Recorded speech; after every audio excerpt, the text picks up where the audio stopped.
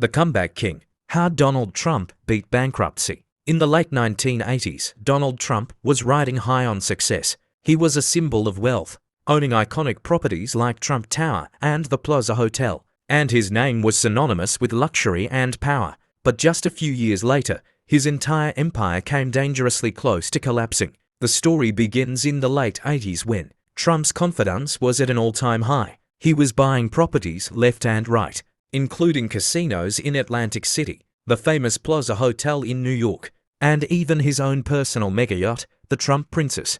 But Trump's biggest gamble came when he tried to build the Taj Mahal, a massive casino resort in Atlantic City, touted as the eighth wonder of the world. However, there was a problem. Trump was funding all of this with borrowed money, over $3 billion, much of which was in high-interest loans. By 1990, the real estate market crashed, and Trump found himself unable to keep up with the debt payments. His Atlantic City casinos were hemorrhaging money, and the banks were circling. Things looked grim. At one point, Trump was reportedly $900 million in personal debt. In one of his most famous quotes during this time, he said, "I was walking down the street, and I saw a beggar. I realized he was worth $900 million more than me." The media was ready to write Trump off. He was facing bankruptcy, and many thought the Trump brand was finished. But here's where the story takes an interesting turn. Instead of filing for bankruptcy and walking away, Trump did something remarkable.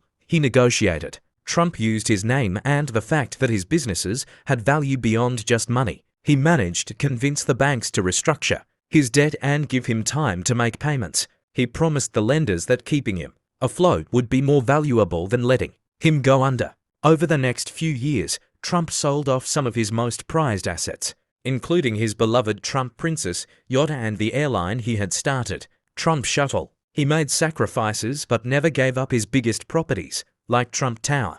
By the mid-1990s, Trump had not only stabilized his financial situation but was on his way to rebuilding his empire. He leaned heavily into media and entertainment, launching The Apprentice in 2004, which helped re-establish him as a public figure and boosted the Trump brand even further. Trump's ability to survive that financial crisis, turning what many thought was the end of his career into a successful comeback, earned him the nickname the Comeback King. His story serves as a reminder that in the world of business, resilience and negotiation can be as valuable as wealth.